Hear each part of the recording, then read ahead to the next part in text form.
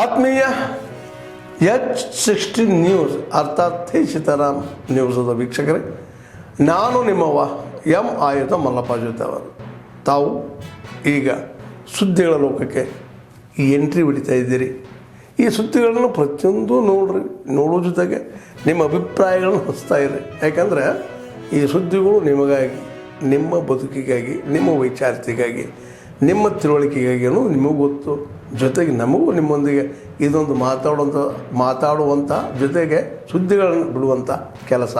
ಈ ಕೆಲಸದಲ್ಲಿ ನಾವು ನಿಮ್ಮೊಂದಿಗಿದ್ದೀವಿ ಅಂತ ಹೇಳ್ತಾ ನೋಡ್ತಾ ಇರಿ ಈ ಸುದ್ದಿಗಳನ್ನು.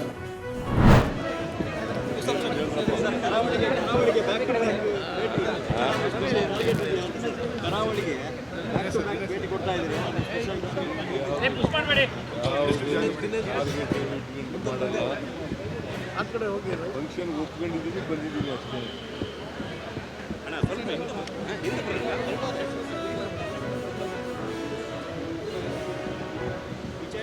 ಯಾರೇ ದ್ವೇಷದ ಭಾಷಣ ಮಾಡ್ತಾರೆ ಅವ್ರ ಮೇಲೆ FIR ಆಗ್ತಾರೆ. ದ್ವೇಷ ಸಮಾಜದಲ್ಲಿ ಒಡಕುಂಟು ಮಾಡ್ತಕ್ಕಂಥದ್ದು, ದೇಶವನ್ನು ಉಂಟು ಮಾಡ್ತಕ್ಕಂಥದ್ದು, ಒಬ್ಬರಿಂದ ಒಬ್ಬರಿಗೆ ಅಶಾಂತಿಯನ್ನು ನಿರ್ಮಾಣ ಮಾಡ್ತಕ್ಕಂಥದ್ದು. ಯಾರೇ ಭಾಷಣ ಮಾಡಿದ್ರು ಕೂಡ ಅವ್ರ ಮೇಲೆ ಎಲ್ಲರ ಮೇಲೆ ಕೂಡ ಬಗ್ಗೆ ಭಾಳ ಕೆಟ್ಟದಾಗಿ ಮಾತಾಡಿದ್ರು. ಸರ್, ಈಗ RSS ಡಿ ಆಡಿಟ್ ಆಗಬೇಕಂತ ಬಹಿರಂಗ ಡಿ ಆಡಿಟ್ ಆಗುತ್ತೆ ಸರ್. RSS ಲ್ಯಾಂಡ್ಗಳು, ಬಿಲ್ಡಿಂಗ್ಗಳು ಕೂಡ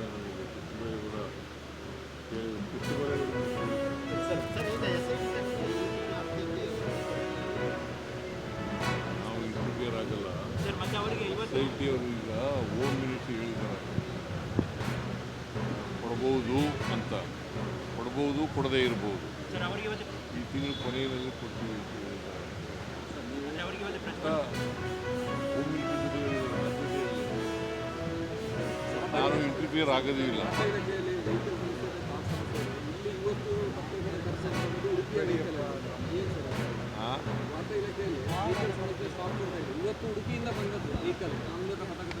ಮಾಡ್ಕೋಣ, ಇಲ್ಲಿಗೂ ಮಾಡ್ಕೋಣ ಹೇಳಿದ್ದೇನೆ ಪ್ರಭಾಕರ್ ಹೇಳಿ.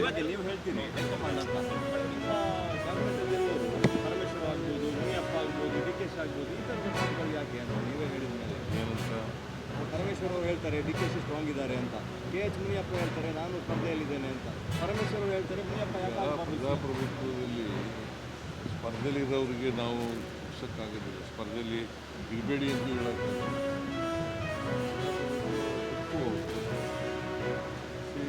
ನಾನು ಚೀಫ್ ಮಿನಿಸ್ಟರ್ ಅಭ್ಯರ್ಥಿ ಕ್ಯಾಂಡಿಡೇಟು ಅಂತ ಹೇಳ್ಕೊಳ್ಳಿಕ್ಕೆ ಅಂತಿಮವಾಗಿ ಹೈಕಮಾಂಡ್ ತೀರ್ಮಾನ. ನೀವು ಕೇಳ್ತಾ ಇರ್ತೀರಲ್ಲ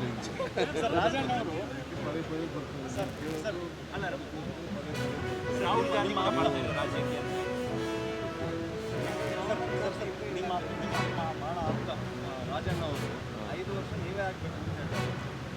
ಅದು ಸ್ವಂತ ಅಭಿಪ್ರಾಯ.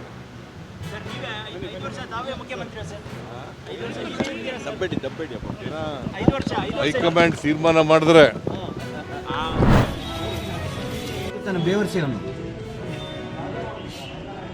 ಮುಂದಿನ ದಿನಗಳಲ್ಲಿ ಹೋರಾಟ 100% ಅವನನ್ನು ಬಂಧಿಸಲಿಲ್ಲ ಅಂತಂದರೆ ಹೋರಾಟ ನಮಗೆ ಅನಿವಾರ್ಯ ಆಗುತ್ತೆ, ನಿರಂತರ ಆಗ್ತದೆ. ಕ್ಷಮೆ ಕೇಳಿದರೆ ಅವನು ಸಮಾಜದಿಂದ ಕ್ಷಮೆ ಕೇಳಿದರೆ ದೊಡ್ಡವರಿದ್ದಾರೆ ನಮ್ಮ ಸಮುದಾಯದಲ್ಲಿ. ಪರಮ ಪೂಜ್ಯ ಸ್ವಾಮೀಜಿಯವರಿದ್ದಾರೆ, ವಾಲ್ಮೀಕಿ ಸ್ವಾಮೀಜಿಯವರಿದ್ದಾರೆ, ದೊಡ್ಡ ದೊಡ್ಡ ನಾಯಕರಿದ್ದಾರೆ. ಅವ್ರ ಮುಂದೆ ಕ್ಷಮೆ ಕೇಳಲಿ, ಅವನು ಕ್ಷಮೆ ಕೇಳಲಿ. ದೊಡ್ಡಸ್ಕಿಗೆ ಏನು ಹೇಳಿದಾನೆ, ಇದನ್ನು ವಿಷಾದ ವ್ಯಕ್ತಪಡಿಸ್ತಾನೆ. ಇವನೇ ದೊಡ್ಡ ಮಹಾನ್ ನಾಯಕ. ಅವನು ಮಾಜಿ ಹಂಗಾದ ನನ್ನ ಮಗ. ಅವನು ಮಾಜಿಯಾಗೆ ಇಷ್ಟೆಲ್ಲ ಗಾಂಚಲಿ ಮಾಡ್ತಾನೆ. ಇವನು ಇನ್ನೇನು ರೌಡಿನ ಇವನು ಈ ರಾಜ್ಯಕ್ಕೆ? ಇವನು ಹೇಳೋರು ಕೇಳೋರ ಅಲ್ವಾ? ಕಾನೂನು ಬಗ್ಗೆ ಗೌರವ ಇಲ್ವಾ ಇವನಿಗೆ? ಯಾಕೆ ಜಾತಿ ಬೈದವನು? ಪಕ್ಷ ಯಾವ ಪಕ್ಷದಾಗಾದ್ರೂ, ಯಾವ ಪಕ್ಷದಲ್ಲಿ ತಪ್ಪು ಮಾಡಿದ್ರು ತಪ್ಪೇನೆ.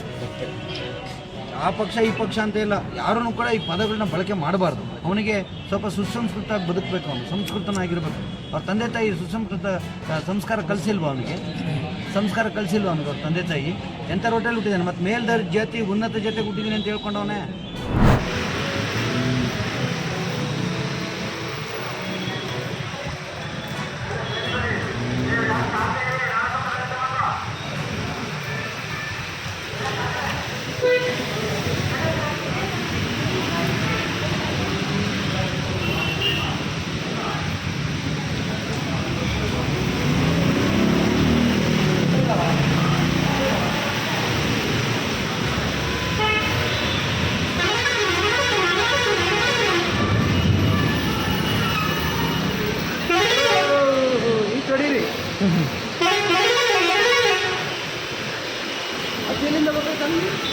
ರೋಡಿಂದು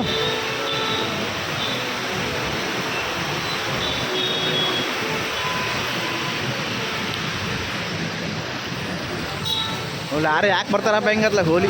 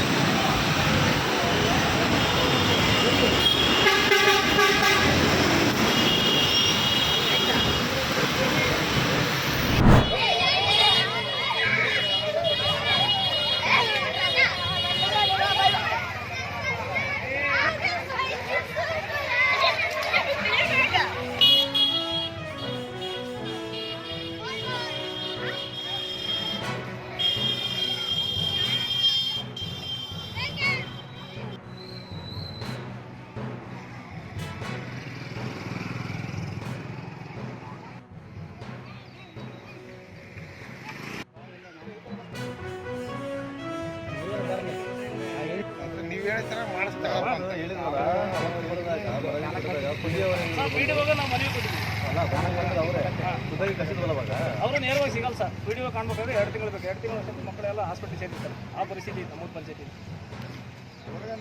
ನಾವು ಮನವಿ ವಿಡಿಯೋ ಇಲ್ಲಿಂದ ಅಧಿಕಾರಿಗಳಿಗೆ ಮನವಿ ಕೊಟ್ಟು ಬಂದಿವಿ. ಶಿಕ್ಷಣ ಇಲಾಖೆ ಅಧಿಕಾರಿಗಳಿಗೆ, ಮಕ್ಕಳ ಹಕ್ಕನ್ನು ಕಸಿಯುತ್ತಿರುವ ಶಿಕ್ಷಣ ಇಲಾಖೆ ಅಧಿಕಾರಿಗಳಿಗೆ ಈಗ ಕಳಿಸಿಬಿಟ್ಟೆ ಮಂಜು ಕಳಿಸಿದ್ರಿ.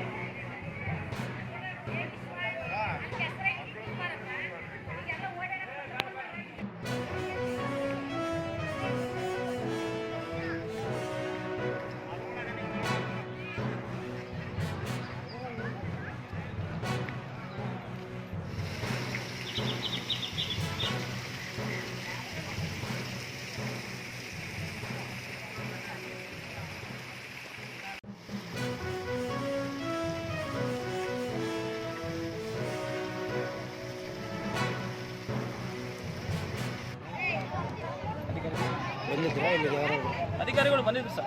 DDP ಬಂದಿದ್ರು. 1 ವರ್ಷದಿಂದ ಬಂದಿದ್ರು. ಒಂದು ವರ್ಷದಿಂದ ಬಂದಿದ್ರು. ನೋಡ್ತಾರೆ, ಹೋಗ್ತಾರೆ. ಯಾರು ಏನು ಗಮನ ಹರಿಸಲ್ಲ.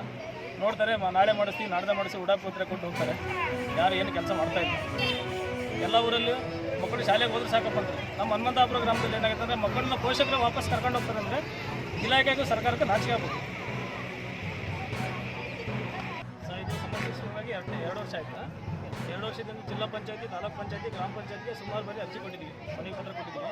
ಯಾರು ಸ್ಪಂದನೆ ಮಾಡ್ತಾ ಇಲ್ಲ. ಬರ್ತಾರೆ, ನೋಡ್ತಾರೆ, ಮಾಡಿಸ್ತೀವಿ ಅಂತ ಹೇಳ್ತಾರೆ, ಹೋಗ್ತಾರೆ. ವರ್ಷ ಪೂರ್ತಿ ನಮ್ಮ ಮಕ್ಕಳು ಹಿಂಗೆ ಓಡಾಡ್ಬೇಕು. ಸೊಳ್ಳೆ ಕಡಿದು ಭಾಳ ಜನ ಹಾಸ್ಪಿಟ್ಲಿಗೆ ಹೋಗಿರ್ತಾರೆ. ಈಗ 140 ಜನದಲ್ಲಿ 60 ಮಕ್ಕಳು ಬಂದಿಲ್ಲ, 80 ಮಕ್ಕಳು ಮಾತ್ರ ಬಂದಿದ್ದಾರೆ. ಸಮಸ್ಯೆ ಏನಂದರೆ ಇದೇ ಸಮಸ್ಯೆ. ಮಕ್ಕಳಿಗೆ ಶಾಲೆಯವ್ರ ಒಳಗೆ ಹೋಗೋಕ್ಕಾಗ್ತಿಲ್ಲ. ಸೊಳ್ಳೆ ಆರೋಗ್ಯ ದೃಷ್ಟಿಯಿಂದ ಯಾರೂ ಬಂದಿಲ್ಲ. ಈಗ ನಮ್ಮ ಮಕ್ಕಳು ಆರೋಗ್ಯ ಚೆನ್ನಾಗಿದ್ದರೆ ಮುಂದಿನ ವರ್ಷ ವಿದ್ಯಾಭ್ಯಾಸ ಮಾಡಿಸ್ತೀವಿ ನಾವು. ವಿದ್ಯಾಭ್ಯಾಸ ಇಲ್ಲ ಅಂದರೂ ಕೂಲಿ ಮಾಡ್ಕೊಂಡು ಜೀವನ ಮಾಡ್ತಾರೆ, ಏನು ಸಮಸ್ಯೆ ಇಲ್ಲ.